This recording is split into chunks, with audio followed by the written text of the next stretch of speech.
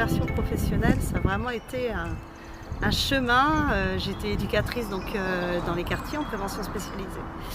Et puis j'ai senti vraiment un besoin de retourner aux sources. Et pour moi, retourner aux sources, ça passait par retourner dans mon contact à la nature, retrouver des choses qui étaient transmises par mes grands-parents, par mes parents, dans les balades. Donc je me suis dit, quel métier pourrait nourrir ce besoin-là? Et c'est vraiment le métier d'herboriste qui est venu à ce moment-là. Et j'ai commencé une formation avec l'Association pour le renouveau de l'herboristerie pendant 2 années. Ça a été un beau chemin de physiologie végétale, de botanique, d'anatomie physiologie aussi.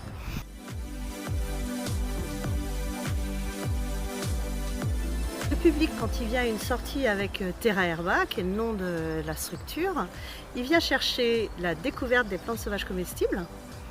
Il vient aussi chercher un apaisement, un retour à la nature, une gestion de son stress à travers des bains de forêt.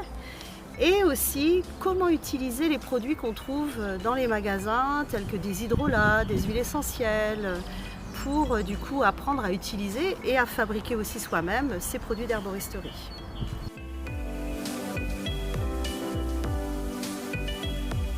Mon actualité, c'est la sortie de mon livre « La nature est le miroir de mon âme », dans lequel j'ai raconté mon approche sensorielle, méditative des plantes et des arbres.